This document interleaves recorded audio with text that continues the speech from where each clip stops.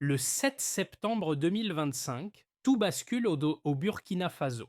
Sous le volcan éteint de Somgend, des capteurs et images satellites confirment un gisement de diamants d'une densité inédite, plus de 3 fois la moyenne mondiale, au point de faire vaciller modèles, cartes et calculs des partenaires. Pour les familles, les commerces, les écoles, qu'est-ce que cela change et que fera Ibrahim Traoré? Entre fierté intérieure et inquiétude extérieure, la pierre devient un test. Souveraineté, discipline, infrastructure, emploi, mais aussi convoitise et dépendance possible dès maintenant, dans un pays longtemps tenu à la marge. Cette enquête promet une chose simple: clarifier ce qui est en jeu. Au-delà de l'émotion et des slogans, il s'agit de comprendre comment une découverte géologique peut redessiner l'éducation, les infrastructures, l'énergie, l'emploi, mais aussi les équilibres politiques et économiques d'un pays enclavé. Le bénéfice pour le public est concret: distinguer l'opportunité réelle du mirage sans céder ni à l'euphorie ni à la peur. Car chaque richesse soudaine porte un double risque: accélérer le développement ou créer une nouvelle dépendance, attirer des partenariats utiles ou réveiller des rapports de force asymétriques. Ce récit suivra donc une ligne claire: ce que promet le diamant, ce qu'il exige en discipline collective et ce qu'il pourrait coûter si les choix dévient. À la fin, une question demeurera ouverte, essentielle: comment transformer une pierre brute en avenir maîtrisé sans perdre le contrôle du sens ni du tempo? C'est plus de 3 fois la densité mondiale moyenne, à près de 2008 mètres de profondeur. Et ces deux chiffres, confirmés par des capteurs géologiques et des images satellites croisées, suffisent à expliquer pourquoi la découverte de Somgand a immédiatement quitté le registre scientifique pour entrer dans celui de la décision politique. Le Burkina Faso n'avait jamais figuré sur la carte des puissances minières mondiales. En quelques heures, il s'y est invité. Les premiers rapports ont décrit un réseau cristallin presque continu, enfoui sous des couches volcaniques anciennes, si denses que les modèles habituels d'extraction devenaient inopérants. Ce n'était pas seulement une anomalie géologique, mais un changement d'échelle. À partir de là, chaque lecture technique impliquait une conséquence économique, sécuritaire et diplomatique. À Ouagadougou, Ibrahim Traoré suit les transmissions en temps réel. Les mots qu'il emploie sont mesurés, presque froids, mais le message est clair: ce qui vient d'être trouvé n'est pas un cadeau, c'est une épreuve. Dans un pays marqué par l'histoire de la dépendance aux matières premières, la découverte ravive immédiatement la question de la malédiction des ressources, cette dynamique où la richesse du sol finit par fragiliser l'État et la société. À l'extérieur, les réactions sont contrastées. À Washington et à Paris, des notes internes évoquent un possible rééquilibrage stratégique en Afrique de l'Ouest. À Pékin et à Moscou, le ton est plus coopératif, mettant en avant la recherche conjointe et l'expertise technique. Ce décalage révèle une réalité simple: Somgand n'est pas seulement un site minier, c'est un levier potentiel dans les rapports de force globaux. À l'intérieur du pays, l'effet est tout aussi immédiat: radio nationale, rassemblements spontanés, slogans parlant de diamant du peuple. Pour la première fois depuis longtemps, l'actualité nationale évoque la prospérité plutôt que l'urgence sécuritaire. Mais cette ferveur masque mal une tension naissante: comment protéger ce trésor sans s'enfermer et comment l'utiliser sans le vendre trop vite? Sur les pentes poussiéreuses de Somgand, les premiers acteurs ne sont ni des diplomates ni des financiers, mais des ingénieurs, des techniciens et des soldats chargés de sécuriser le périmètre. Les témoignages décrivent une scène presque irréelle: instruments saturés de signaux, écrans vibrants de données, silence tendu autour d'un volcan que l'on croyait endormi. Chaque mètre carré devient soudain stratégique, non par sa valeur marchande immédiate, mais par ce qu'ils représentent désormais. Dans les villages voisins, l'impact est plus intime. La nouvelle circule par la radio nationale, puis par le bouche à oreille. À Ouagadougou, un commerçant suspend ses ventes pour écouter les annonces officielles. Des enfants agitent des drapeaux fabriqués à la main. L'émotion est brute, parfois désordonnée, mais profondément collective. Beaucoup parlent d'un moment de reconnaissance comme si le pays, longtemps ignoré, était enfin regardé autrement. Ibrahim Traoré apparaît alors comme un point de fixation symbolique. Dans ses prises de parole, il évite l'euphorie, insiste sur la prudence et l'unité, répétant que la richesse n'a de sens que si elle est maîtrisée. Ce ton tranche avec l'emballement observé à l'étranger, où les marchés et les cabinets de conseil commencent déjà à projeter scénarios et valorisations. Ces premiers jours dessinent un contraste net. Sur le terrain, une attente mêlée d'espoir et de vigilance. À l'extérieur, une lecture plus froide, stratégique, parfois opportuniste. C'est dans cet écart que se joue l'enjeu central: transformer l'émotion populaire en trajectoire durable sans laisser les décisions s'échapper des mains nationales. Tout commence par une routine presque banale, une mission de prospection géologique menée par des ingénieurs burkinabés avec l'appui de spécialistes étrangers survolent le massif central sans attente particulière. Les drones détectent alors des signaux anormaux sous les couches volcaniques de Somgand. Au départ, l'hypothèse dominante évoque une interférence magnétique ou une lecture déformée. Rien encore qui justifie l'alerte nationale. Quelques heures plus tard, le doute bascule. Un second satellite confirme les données. Les chiffres se superposent, cohérents, insistants. La densité mesurée dépasse toute référence connue dans les bases internationales. À midi, la routine administrative se transforme en urgence stratégique. Des hélicoptères militaires décollent, transportant géologues, officiers de sécurité et observateurs mandatés pour vérifier sur place. Le pays entre dans la phase d'activation. À l'approche du site, les communications se font plus rares. Les instruments confirment ce que les écrans annonçaient déjà: un réseau cristallin presque continu, figé depuis des millions d'années. Le climax n'est pas spectaculaire au sens visuel, mais total sur le plan décisionnel. Ibrahim Traoré est informé sans délai. Son ordre tient en trois verbes, court et sans emphase: sécuriser, analyser, communiquer avec dignité.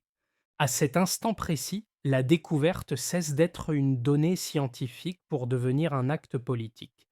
Le soir même, alors que les images commencent à circuler sur les réseaux internationaux, les marchés s'emballent, les cours du diamant grimpent brusquement. Les forums spécialisés s'emplissent de spéculations. Certains médias parlent déjà d'un nouveau second souffle africain. Pourtant, à Ouagadougou, le discours officiel tranche nettement avec cette euphorie. Le président affirme que le diamant n'est pas à vendre, mais à protéger. Cette phrase simple agit comme un verrou symbolique. Dans les rues, la réaction est immédiate. Les klaxons cèdent la place aux chants. Des étudiants collent des affiches proclamant «Notre terre, notre avenir». Le slogan se répand plus vite que les analyses économiques. Mais ailleurs, la tension monte. À Washington, des services d'analyse échangent des notes confidentielles sur l'émergence possible d'un nouvel axe de coopération en Afrique de l'Ouest. À Paris, des diplomates évoquent à voix basse une perte d'influence. À Pékin et à Moscou, les communiqués saluent une collaboration scientifique réussie. Les répliques de la découverte se propagent alors sur plusieurs plans. À l'intérieur, le gouvernement convoque des réunions d'urgence pour transformer le choc en stratégie. À l'extérieur, les premières délégations demandent des entretiens, des accès, des partenariats. Chaque acteur évalue ses gains potentiels et ses risques. Ibrahim Traoré, lui, insiste sur une ligne directrice. Prouver que cette richesse peut servir le peuple sans le placer sous tutelle. Cette séquence, en quelques jours à peine, redéfinit le tempo national. Le Burkina Faso passe du statut d'observé à celui d'observateur actif. La découverte n'a pas seulement déclenché une crise d'attention mondiale, elle a imposé une question centrale. Qui contrôle le rythme quand la richesse surgit trop vite? Avant Somgand, le Burkina Faso se situait hors des classements miniers mondiaux. Après Somgand, il devient un cas statistiquement singulier. Cette bascule se lit d'abord dans trois mesures clés, limitées mais structurantes, qui encadrent désormais toute discussion sérieuse. La première concerne la densité. Les rapports techniques évoquent une concentration moyenne proche de 4 carats par tonne de roche, soit près du double du précédent record régional et plus de 3 fois la moyenne mondiale observée dans les gisements exploités. Ce chiffre ne garantit pas une extraction immédiate, mais il change l'économie du possible, moins de volume déplacé pour une valeur potentielle plus élevée, donc moins de pression initiale sur les infrastructures. La deuxième mesure touche à la profondeur. Le réseau diamantifère est détecté à environ 2850 mètres, un niveau où la chaleur et la pression rendent les méthodes classiques inadaptées. Cette contrainte agit comme un filtre. Elle écarte les exploitations rapides et impose un investissement en recherche, en ingénierie et en formation. Autrement dit, le gisement ralentit volontairement ceux qui voudraient aller trop vite, tout en favorisant ceux qui misent sur la maîtrise technologique. La troisième donnée concerne l'impact projeté sur l'emploi. Les autorités évoquent environ 15 000 emplois directs et indirects sur 2 ans, conditionnés à un modèle d'exploitation contrôlé. Ce nombre, pris isolément, reste modeste à l'échelle nationale.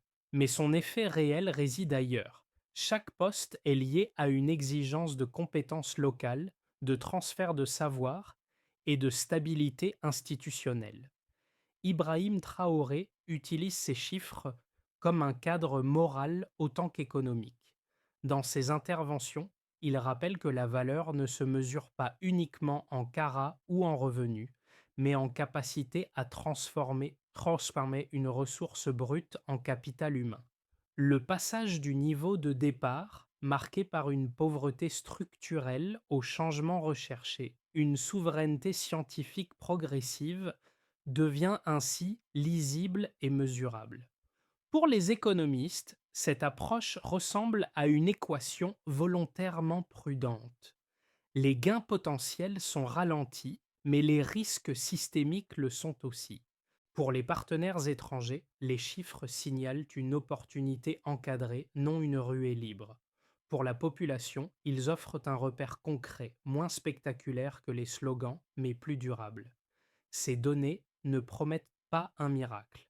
Elles dessinent une trajectoire conditionnelle. Si la discipline institutionnelle tient, le delta peut se consolider. Si elle cède, les chiffres perdront leur sens. C'est précisément à cet endroit que la découverte cesse d'être abstraite et devient un test de gouvernance. Deux lectures opposées se font désormais face, chacune appuyée sur des arguments cohérents. D'abord, la première, favorable à la ligne présidentielle, voit dans Somgand une rupture historique. Selon ses défenseurs, la décision de ralentir volontairement l'exploitation protège le pays contre la malédiction des ressources. En imposant la formation locale, la transparence des données et le contrôle public, le Burkina Faso pourrait convertir une richesse géologique en capital humain durable.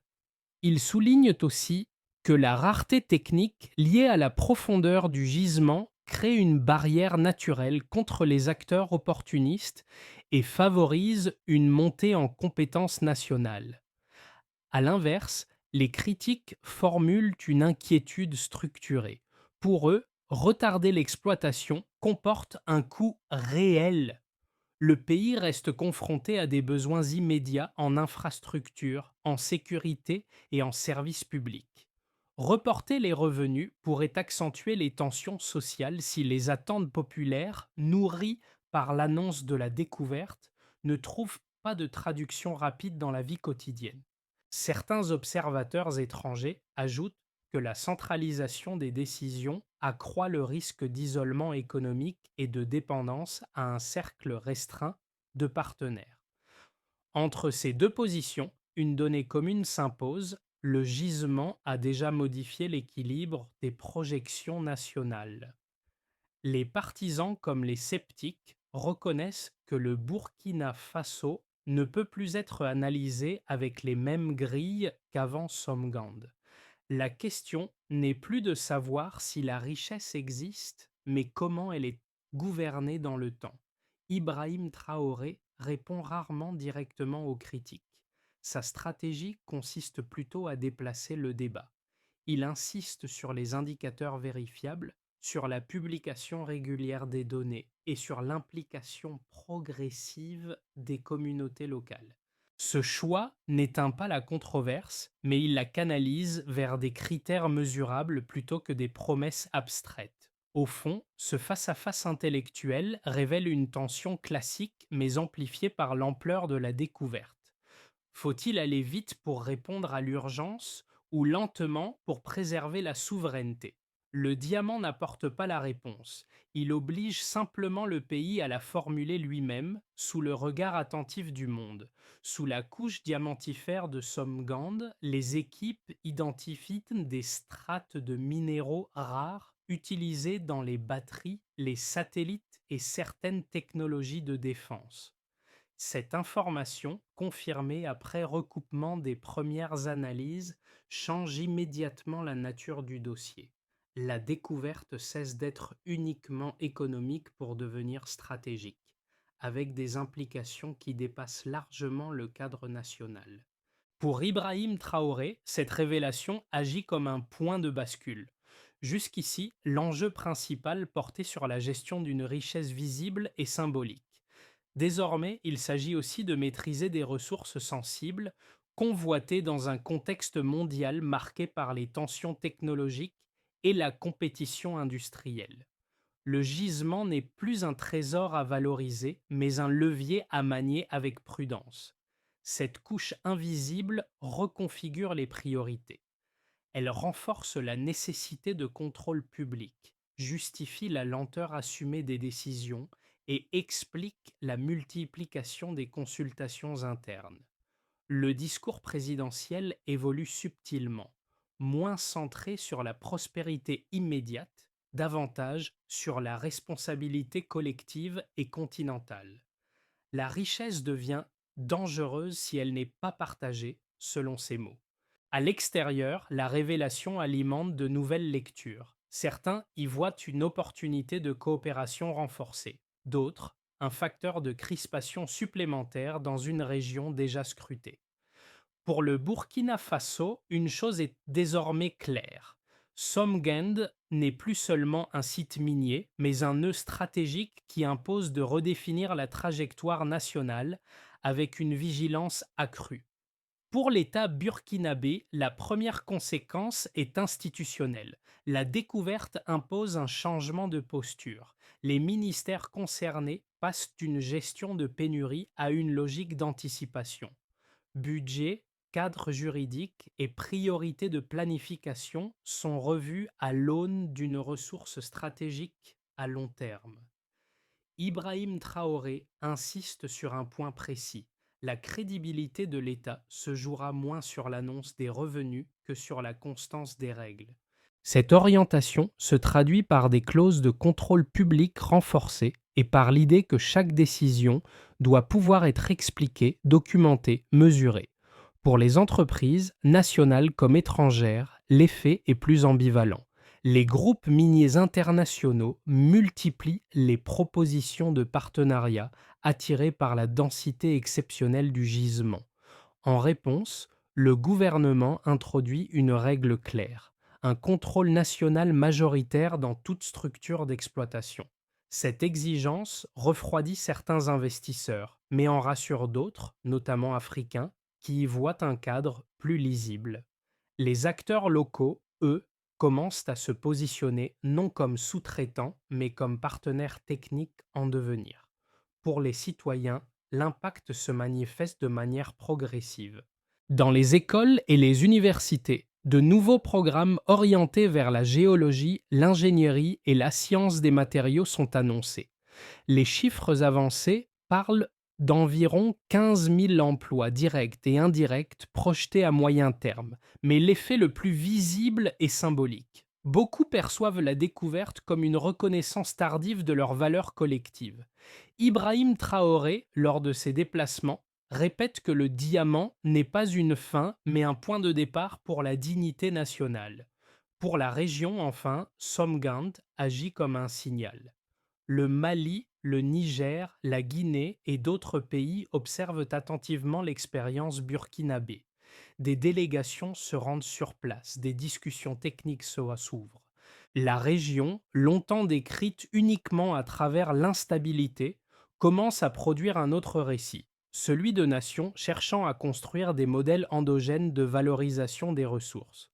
Ce déplacement narratif, encore fragile, constitue peut-être l'une des conséquences les plus durables.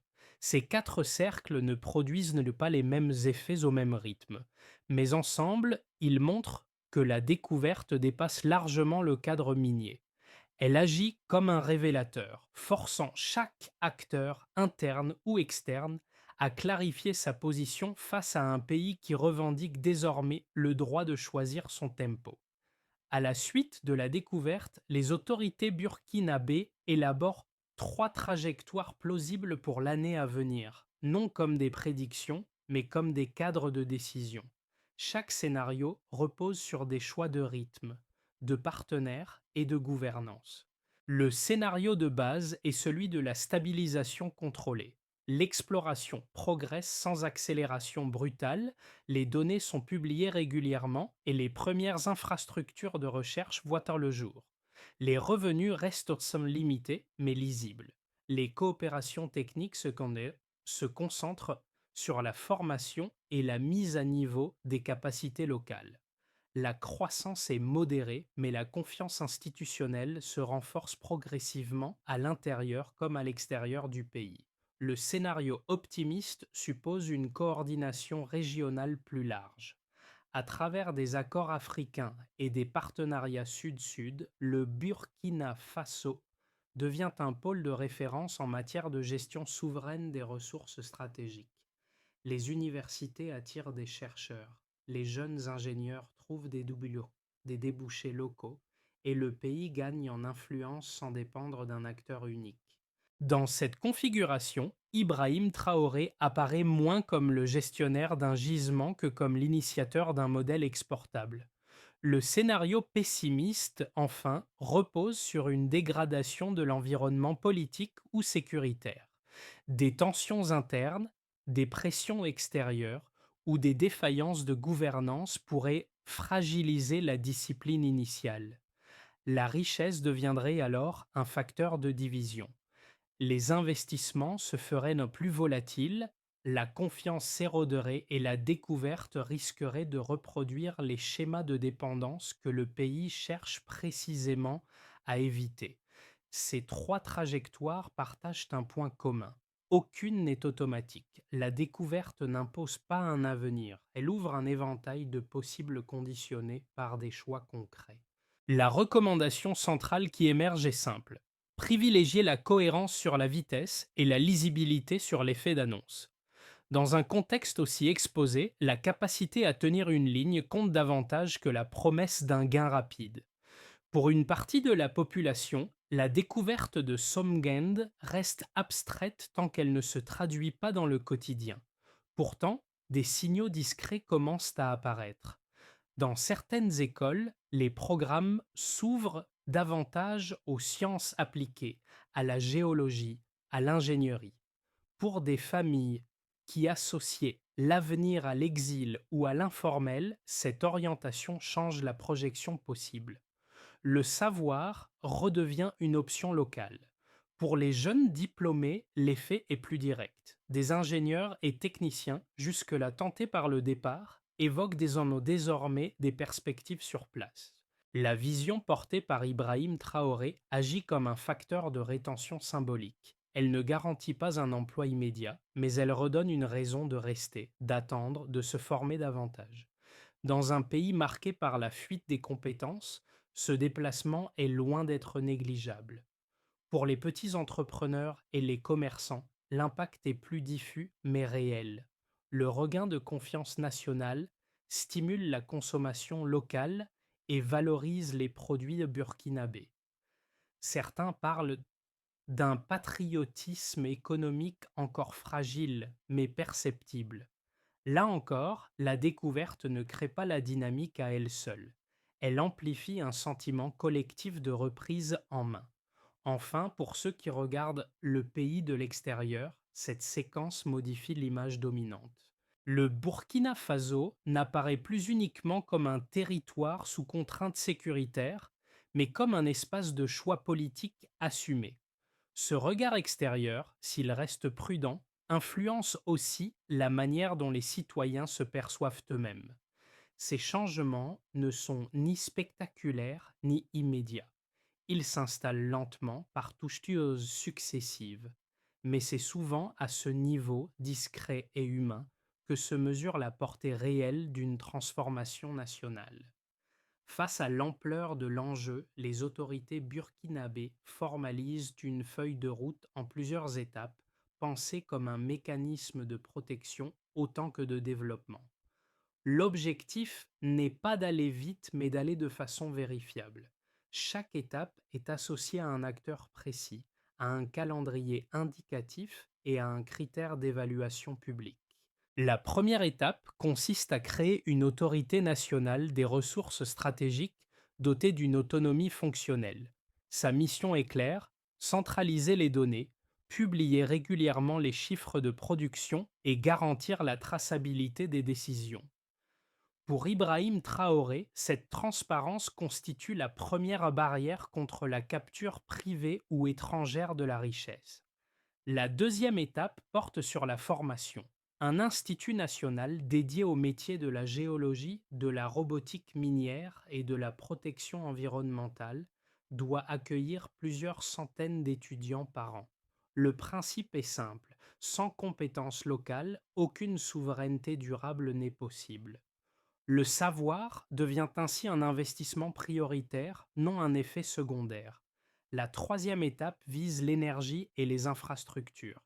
Les revenus liés à Somgand sont fléchés vers des projets visibles à l'échelle locale, notamment des solutions énergétiques décentralisées. L'idée est que chaque territoire concerné perçoive un bénéfice tangible afin de réduire les tensions sociales et renforcer l'adhésion collective. La quatrième étape s'inscrit dans une logique régionale. Le Burkina Faso cherche à inscrire sa démarche dans des cadres africains de coopération pour éviter l'isolement et mutualiser les compétences. Enfin, une cinquième étape prévoit un audit citoyen permanent, permettant aux habitants d'accéder aux informations et de signaler les dérives éventuelles. Cette feuille de route ne promet pas l'absence d'erreurs, elle propose un cadre pour les corriger. C'est précisément là que se joue sa crédibilité. Au crépuscule, sur les pentes silencieuses de Somgand, le décor a peu changé depuis les premiers jours. Les ingénieurs ferment les générateurs, les soldats maintiennent leur veille et le volcan éteint retrouve une apparente tranquillité. Pourtant, quelque chose s'est déplacé. Non dans la roche, mais dans la manière dont le pays se regarde lui-même. Le site n'est plus seulement un lieu technique, il est devenu un repère mental presque intime. Un jeune ouvrier se souvient de la visite d'Ibrahim Traoré. Pas de discours solennel, seulement une poignée de main et une phrase simple sur la responsabilité collective. Ce souvenir circule, se répète, se transforme en motif. Il rappelle que ce qui se joue ici dépasse le diamant lui-même. Il s'agit de la capacité à transmettre autre chose qu'une ressource, une méthode, une exigence, une mémoire commune. Dans les villages évoqués au début, l'émotion brute s'est muée en attente lucide. Les drapeaux bricolés ont laissé place à des questions plus concrètes. Comment durer? Comment éviter l'usure du symbole? Le récit national ne repose plus sur l'instant de la découverte, mais sur la continuité des actes. Ibrahim Traoré, dans cette séquence, n'apparaît pas comme un héros figé, mais comme un point de cohérence soumis lui aussi à l'épreuve du temps. La pierre, elle, reste enfouie, et c'est peut-être là l'essentiel. La véritable richesse n'est pas ce que l'on extrait rapidement, mais ce que l'on choisit de préserver pour construire. À Somgand, le diamant est devenu un rappel silencieux. La dignité ne se proclame pas, elle se pratique. L'histoire de Somgand ne se referme pas avec une découverte ni avec un plan. Elle reste ouverte parce qu'elle touche à une question plus large que le Burkina Faso lui-même. Que fait une nation quand, après des décennies de contraintes, une opportunité majeure surgit sans mode d'emploi? La réponse n'est ni technique ni idéologique, elle est collective. Pour certains, ce récit est celui d'une souveraineté retrouvée. Pour d'autres, un cas d'école sur la difficulté de transformer une richesse brute en avenir partagé. Ibrahim Traoré, dans cette séquence, ne demande pas l'adhésion aveugle, mais l'attention. Il invite à observer, à comparer, à juger sur la durée plutôt que sur l'annonce. Ce qui se joue à Somgand dépasse le diamant. Cela concerne la manière dont un pays africain choisit de parler au monde, sans s'excuser, sans s'isoler, mais sans se dissoudre non plus. Chacun peut y voir un miroir, celui des attentes projetées sur l'Afrique et celui des responsabilités qui accompagnent toute promesse de puissance. La question finale n'est donc pas de savoir si cette trajectoire réussira parfaitement. Elle est plus simple et plus exigeante. Sommes-nous prêts à regarder ces expériences autrement que comme des curiosités et à accepter que l'avenir se construise parfois lentement à contre-rythme du spectacle?